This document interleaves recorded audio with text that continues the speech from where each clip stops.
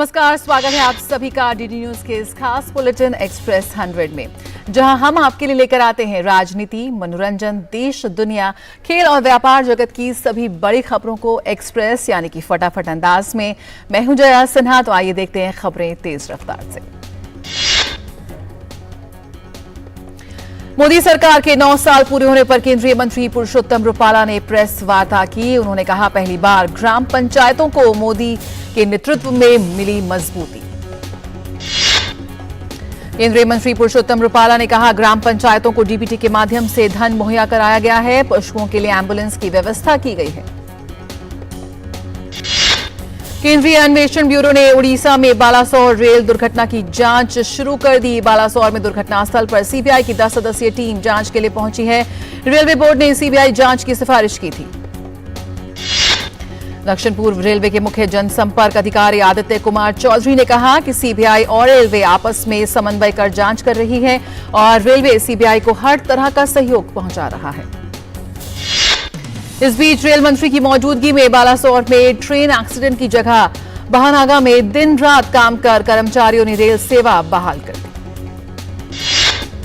Germany के रक्षा मंत्री Boris Pistorius ने रक्षा मंत्री राजनाथ सिंह के साथ द्विपक्षीय वार्ता उनके बीच जारी है। बैठक में रक्षा सहयोग को बढ़ाने पर है जोर। बोरिस पिस्टोरियस को आज मानेकशॉ सेंटर में गार्ड ऑफ ऑनर दिया गया। इस दौरान रक्षा मंत्री राजनाथ सिंह भी मौजूद रहे। इससे पहले जर्मनी के रक्षा मंत्री बोरिस पिस्टोरियस ने राष्ट्रीय समर स्मारक का भी किया दौरा। खालिस्तान और गैंगस्टर में गठजोड़ के मामले में एनआईए की बड़ी कार्रवाई। पंजाब में 9 और हरियाणा में 2 जगहों पर छापेमारी कर रही है एनआईए। राष्ट्रपति द्रौपदी मुर्मू की सूरीनाम की 3 दिवसीय यात्रा आज संपन्न होगी।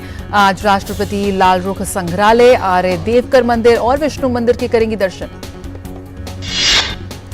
सूरीनाम में आधिकारिक व्यस्तताओं के बावजूद राष्ट्रपति द्रौपदी मुर्मू ने राजधानी पारामारिबो में बच्चों के साथ कुछ समय बिताया। इन बच्चों ने राष्ट्रपति मुर्मू का किया स्वागत। राष्ट्रपति द्रौपदी मुर्मू ने कल सूरीनाम के राष्ट्रपति चंद्रिका प्रसाद संतोखी के साथ द्विपक्षीय और प्रतिनिधिमंडल स्तर की वार्ता। पारामारिबो में दोनों देशों के बीच स्वास्थ्य और कृषि क्षेत्रों के 3 समझौता ज्ञापनों पर हस्ताक्षर भी किए गए। सूरीनाम में भारतीयों के आगमन की 150वीं वर्षगांठ के उपलक्ष्य में आयोजित समारोह में राष्ट्रपति मुर्मू ने मुख्य अतिथि के तौर पर हिस्सा लिया। राष्ट्रपति ने सांकेतिक तौर पर भारत के दान के प्रतीक के रूप में राष्ट्रपति चंद्रिका प्रसाद संतोखी को आपातकालीन दवाओं का डिब्बा भेंट किया। भारत और सूरीनाम के बीच गहरे संबंधों के प्रतीक के रूप में सूरीनाम के राष्ट्रपति ने राष्ट्रपति द्रौपदी मुर्मू को सूरीनाम के सर्वोच्च नागरिक पुरस्कार the grand order of the chain of yellow star से अलंकृत किया। सम्मान को स्वीकार करते हुए राष्ट्रपति ने कहा कि यह पुरस्कार 140 करोड़ भारतीयों और 6.5 लाख सूरीनामियों के एक दूसरे के प्रति प्रेम और स्नेह की मान्यता है। प्रधानमंत्री नरेंद्र मोदी ने सूरीनाम के सर्वोच्च नागरिक सम्मान से सम्मानित किए जाने पर राष्ट्रपति द्रौपदी मुर्मू को बधाई दी है। पीएम ने एक ट्वीट में कहा कि सूरीनाम की सरकार और लोगों से मिला ये विशेष सम्मान दोनों देशों के बीच सुदृढ़ मैत्री का प्रतीक है। विदेश मंत्री डॉक्टर एस जयशंकर ने विंडहोक में नामीबिया के विदेश मंत्री नेतुम्बोनादी एन देतवा के साथ भारत नामीबिया संयुक्त आयोग की पहली बैठक की सह अध्यक्षता। उद्घाटन समारोह में डॉक्टर जयशंकर ने कहा कि भारतीयों के हृदय में नामीबिया का विशेष स्थान है। उन्होंने कहा कि भारत और नामीबिया के संबंध विकास मामलों में सहयोग, सामर्थ्य निर्माण संबंधी कार्यक्रमों और राजनीतिक एकजुटता पर आधारित है। डॉक्टर एस जयशंकर ने यह भी कहा कि उच्च स्तरीय यात्राओं और निरंतर बातचीत की प्रक्रिया भारत नामीबिया की साझेदारी को आगे आने वाले समय में और बेहतर बनाने में मददगार होगी। विदेश मंत्री ने विंडहोक में सूचना प्रौद्योगिकी क्षेत्र में भारत नामीबिया उत्कृष्टता केंद्र का भी किया उद्घाटन। उन्होंने कहा यह केंद्र शोध, अनुसंधान, साइबर सुरक्षा और सुशासन में अहम योगदान देगा। विदेश मंत्री डॉक्टर एस जयशंकर ने नामीबिया में गुजरात के हीरा व्यापारियों में से भी मुलाकात की। इस दौरान उन्होंने भारत के विकास और अर्थव्यवस्था की मजबूती पर जोर दिया। हैदराबाद में G20 बैठकों के तहत तीसरी स्वास्थ्य वर्किंग ग्रुप की बैठक का आज अंतिम दिन। बैठक के दौरान डिजिटल हेल्थ इनोवेशन और सोल्यूशन पर फोकस किया गया। हैदराबाद में हो रही G20 हेल्थ वर्किंग ग्रुप की तीसरी बैठक के तीसरे और अंतिम दिन की शुरुआत प्राणायाम और मेडिटेशन से हुई। इस सत्र में G20 प्रतिनिधियों ने लिया हिस्सा। भारत की G20 अध्यक्षता के तहत अंतर्राष्ट्रीय वित्तीय संरचना कार्यदल की तीसरी बैठक गोवा में शुरू हो गई है। हरित पूंजी प्रवाह और उभरते बाजारों पर गहन चर्चा सुनिश्चित करने के लिए सुव्यवस्थित हरित बदलाव की ओर निवेश आवश्यकताएं और पूंजी प्रवाह के जोखिम का प्रबंधन करना विषय पर एक उच्च स्तरीय संगोष्ठी आयोजित की गई। इस 2 दिवसीय बैठक के दौरान होने वाली चर्चाओं का संचालन वित्त मंत्रालय और भारतीय रिजर्व बैंक के साथ साथ फ्रांस और कोरिया गणराज्य द्वारा संयुक्त रूप से किया जा रहा है। बैठक में भाग लेने के लिए G20 के सदस्य देशों, आमंत्रित देशों और विभिन्न अंतर्राष्ट्रीय संगठनों के लगभग 100 प्रतिनिधि भाग ले रहे हैं। थल सेनाध्यक्ष जनरल मनोज पांडे बांग्लादेश की 2 दिन की यात्रा पर हैं। सेना प्रमुख आज बांग्लादेश सैन्य अकादमी चट्टग्राम में 84वें लॉन्ग कोर्स के पासिंग आउट परेड का निरीक्षण करेंगे। थल सेनाध्यक्ष जनरल मनोज पांडे को कल ढाका में उन्हें गार्ड ऑफ ऑनर दिया गया। उन्होंने ढाका छावनी में 1971 में बांग्लादेश के मुक्ति संग्राम के दौरान बलिदान देने वाले बांग्लादेश सशस्त्र बलों के सदस्यों को श्रद्धांजलि अर्पित की। जनरल पांडे ने बांग्लादेश के सेना प्रमुख जनरल SM शफीउद्दीन अहमद के साथ दोनों देशों के बीच रक्षा संबंधों को और मजबूत करने के लिए द्विपक्षीय चर्चा की। अंबाला के कई हिस्सों में बारिश के बाद मौसम सुहावना हुआ, लोगों को गर्मी से मिली राहत। असम उच्च माध्यमिक परिषद ने आज 12वीं क्लास के परिणाम घोषित किए। परीक्षा परिणाम घोषित होने के बाद नागांव में छात्र खुशी मनाते दिखाई दिए। उत्तर प्रदेश के मुख्यमंत्री योगी आदित्यनाथ ने गोरखनाथ मंदिर के परिसर में जनता दर्शन के दौरान लोगों की समस्याएं सुनी। उत्तराखंड के मुख्यमंत्री पुष्कर सिंह धामी ने देहरादून में सिपाही जिला पुलिस सिपाही PAC के पदों पर चयनित अभियंत्रियों को नियुक्ति पत्र वितरित किए। दिल्ली के जाफराबाद में अज्ञात लोगों द्वारा फायरिंग करने का मामला सामने आया है। इस फायरिंग में 4 लोग घायल हो गए। आंध्र प्रदेश में हुए एक सड़क हादसे में 6 लोगों की मौत। यह हादसा गुंटूर जिले के एक गांव में तेज रफ्तार में ट्रैक्टर के पलटने से हुआ, जिसमें 6 लोगों की जान चली गई और 8 अन्य घायल हुए। दिल्ली में ओला, उबर और रैपिडो जैसी कैब एग्रीगेटर कंपनियों की बाइक सर्विस पर रोक लगाने की मांग को लेकर दिल्ली सरकार की अर्जी पर सुप्रीम कोर्ट बुधवार को करेगा सुनवाई। वैश्विक बाजारों से मिले जुले संकेतों के बीच आज घरेलू शेयर बाजार में कारोबार की सुस्त शुरुआत हुई। फिलहाल सेंसेक्स में बढ़त दर्ज की गई है, वहीं निफ्टी में बढ़ोतरी दर्ज की गई है। एडटेक दिग्गज बायजूस ने $1.2 अरब के टर्म लोन बी के एक्सेलरेशन को चुनौती देने और रेडवुड को अयोग्य घोषित करने के लिए न्यूयॉर्क के सुप्रीम कोर्ट में शिकायत दर्ज की। रिजर्व बैंक की मौद्रिक नीति समिति की 3 दिन की बैठक का आज पहला दिन। शीर्ष बैंक बृहस्पतिवार को द्विमासिक मौद्रिक नीति की घोषणा करेगा। मौद्रिक नीति समिति की यह बैठक खुदरा मुद्रास्फीति के 4.7% पर आने की पृष्ठभूमि में हो रही है। सरकार ने सार्वजनिक क्षेत्र की कंपनी कोल इंडिया लिमिटेड में 3% हिस्सेदारी बेचकर 4,185 करोड़ रुपए जुटाए। भारतीय रिजर्व बैंक के डिप्टी एम राजेश्वर राव ने बैंकों के बोर्ड के सदस्यों के साथ एक बैठक के दौरान कहा कि बैंकों के बोर्डों को अपने कार्यों के लिए प्रबंधन को जवाबदेह बनाना चाहिए। भारतीय रिजर्व बैंक के नियमन के दायरे में आने वाली इकाइयों के उपभोक्ता सेवा मानकों की समीक्षा के लिए गठित समिति ने कहा कि बैंकों व नियमन के दायरे में आने वाले अन्य इकाइयों द्वारा लिए जाने वाले शुल्क की तार्किकता भी निगरानी के दायरे में लाई जानी चाहिए। Credit rating agency S&P global के सेवा क्षेत्र के परचेजिंग मैनेजर्स इंडेक्स सर्वे के प्रमुख आंकड़ों के मुताबिक मई में सेवा PMI मामूली गिरकर 61.2% पर आ गया है, जो अप्रैल में 13 साल के उच्च स्तर 62 पर था। दूरसंचार परिचालकों ने देश में प्रयोगशालाओं के अनुपयुक्त बुनियादी ढांचे का हवाला देते हुए दूरसंचार उपकरणों के अनिवार्य परीक्षण के संबंध में 1 साल के विस्तार की मांग की है। अनिवार्य परीक्षण और दूरसंचार उपकरण प्रमाणन व्यवस्था 1 जुलाई से लागू होने वाली है। सॉफ्ट बैंक द्वारा समर्थित ओला इलेक्ट्रिक इस साल $1 अरब का राजस्व अर्जित कर सकती है। ओला के मुख्य कारोबार अधिकारी अंकुश अग्रवाल ने ये उम्मीद जताई है। तेलंगाना सरकार ने कल कहा कि वित्त वर्ष 2022-23 में सूचना प्रौद्योगिकी और आईटी संबंधित सेवाओं का उसका निर्यात 31.44% बढ़कर 2 लाख करोड़ रुपए हो गया है। तो एक्सप्रेस 100 जारी रहेगा। फिलहाल यहाँ रुकेंगे एक छोटे से ब्रेक के लिए। आज से तुम्हारा सफर और स्वाधीनता की लड़ाई का सबक शुरू होता है गाइडिंग लू। You're seriously telling me that the British government cannot handle a young man and a teenage girl? वो गोरे लोग हमको पकड़ के ले गए। दारू को फांसी दे दी। तुम जादू रंग को मारा तो गाइडिंग लू पैदा हो, गाइडिंग लू को पकड़ा तो कोई और पैदा होगा। हीरा का लोग हार नहीं मानेगा।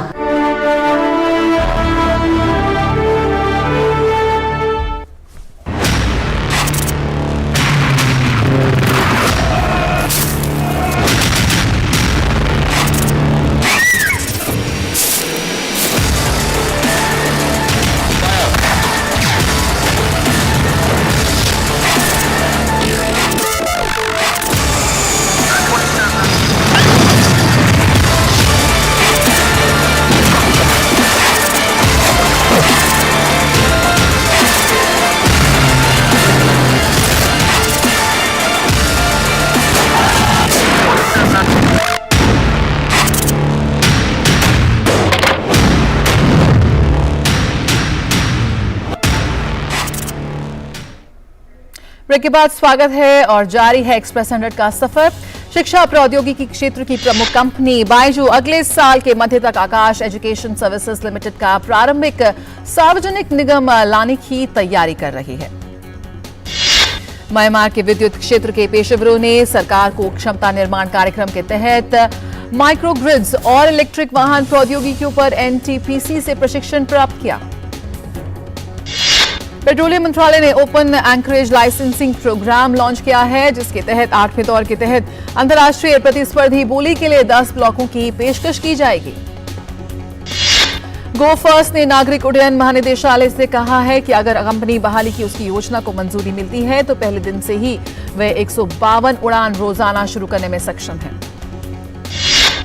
लिंडा याकारिनो ने नए ट्विटर सीईओ के रूप में पदभार संभाला और एलन मस्क को टेस्ला और स्पेसएक्स पर ध्यान केंद्रित करने के लिए मुक्त किया।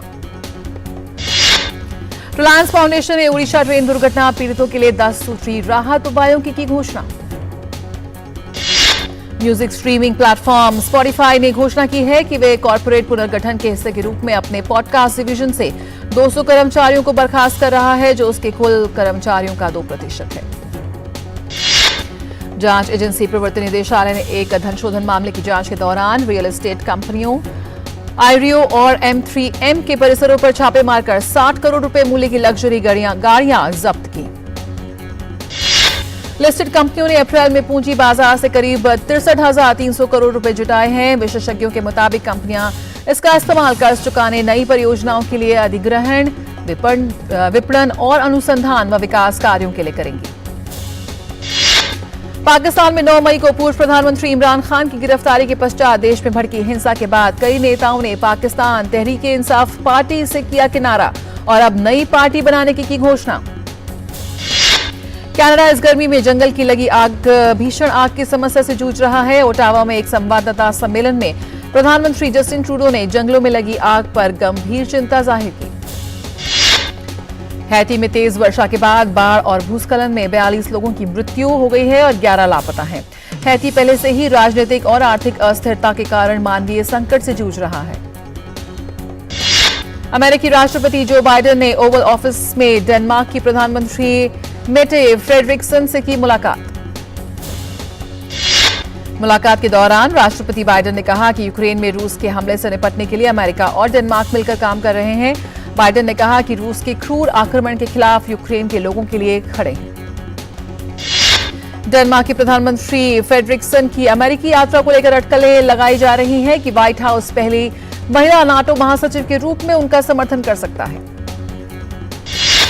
कोसोवो और सर्बिया के बीच तनाव कम करके प्रयासों के तहत यूरोपीय संघ और संयुक्त राज्य अमेरिका के राजनयिक कल प्रिस्टीना पहुंचे। वार्ता में पश्चिमी बाल्कन के लिए वरिष्ठ अमेरिकी राजनयिक गैब्रियल एस्कोबार शामिल थे, जिन्होंने कानून का पालन करने और जातीय समूहों के बीच सद्भाव पर जोर दिया।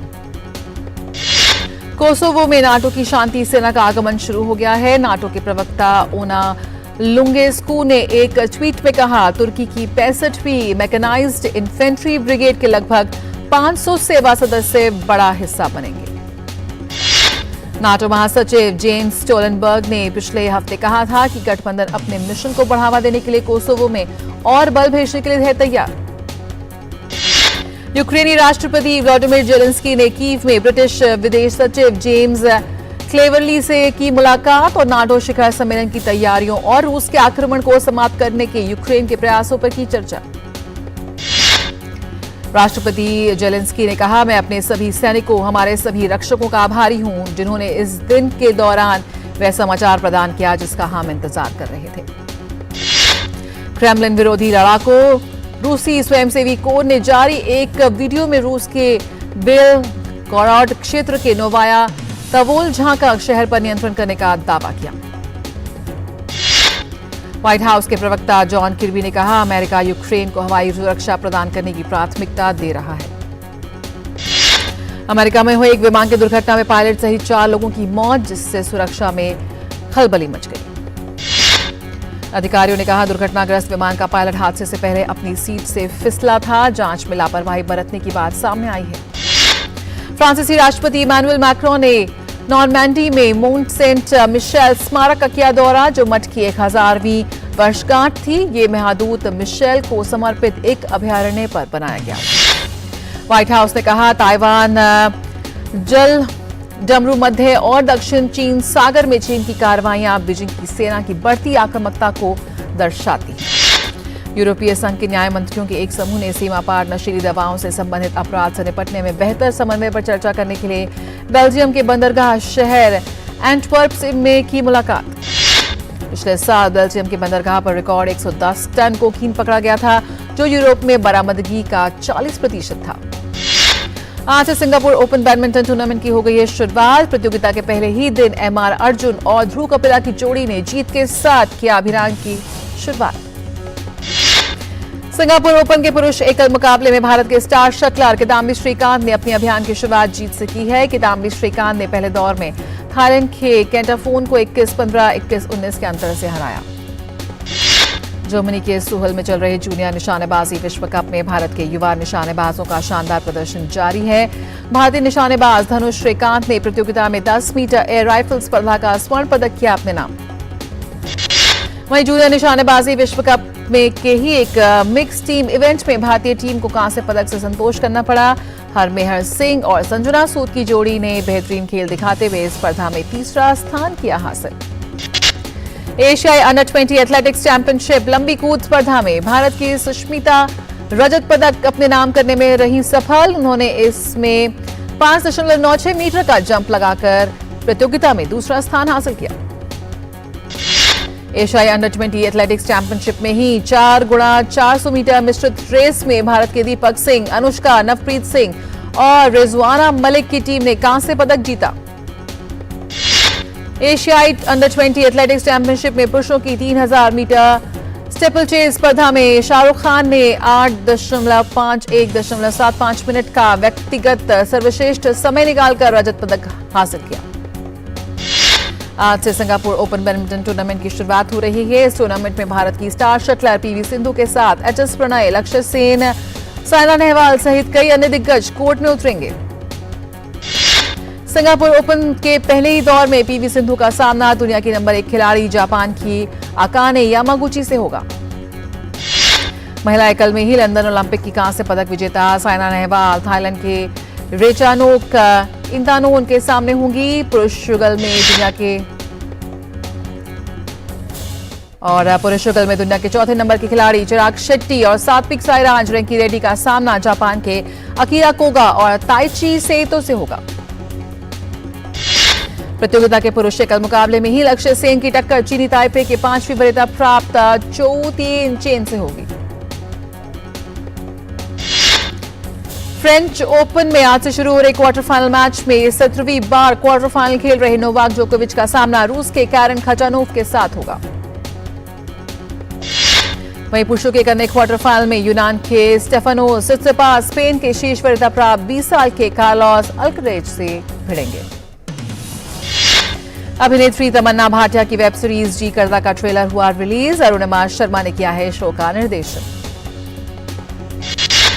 अभिनेता अनिल कपूर की web series the night manager के दूसरे सीजन का ट्रेलर हुआ रिलीज। 30 जून को रिलीज हो रहा है वेब सीरीज का दूसरा भाग। गायिका तुलसी कुमार के ट्रूली कनेक्टेड सीरीज का तीसरा गाना बोलो ना हुआ रिलीज। अर्श ग्रेवाल के निर्देशन में बने इस गाने को कश्मीर की खूबसूरत जगहों पर किया गया है शूट। एकता कपूर के वेब शो बदतमीज दिल का ट्रेलर आउट हुआ है। सीरीज में लीड रोल निभा रहे हैं वरुण सोपती और विधि डोगरा। बॉलीवुड अभिनेता नवाजुद्दीन सिद्दीकी की फिल्म हड्डी से एक्टर का लुक सामने आते ही ये फिल्म चर्चाओं में बनी हुई है। इस फिल्म में नवाज एक ट्रांसजेंडर का किरदार निभा रहे हैं। शो असुर 2 में नजर आ रही कुंडली भाग्य फ्रेम एक्ट्रेस कस्तूरी बनर्जी ने अपने को स्टार वरुण सोपती की तारीफ। उन्होंने कहा वरुण ने शो में अपने किरदार को पूरी तरह से जिया है। मार्क हैमिल ने ल्यूक स्काईवॉकर की अपनी प्रतिष्ठित साई-फाई भूमिका के साथ अपार पहचान हासिल की है। हाल ही में एक साक्षात्कार में मार्क हैमिल ने ल्यूक स्काईवॉकर के अपने चरित्र के साथ साथ नई स्टार वॉर्स परियोजनाओं में अपने भविष्य के बारे में बात की। और एक्सप्रेस न्यूज में फिलहाल इतना ही। खबरों का सिलसिला जारी रहेगा। फिलहाल मुझे दीजिए इजाजत। नमस्कार।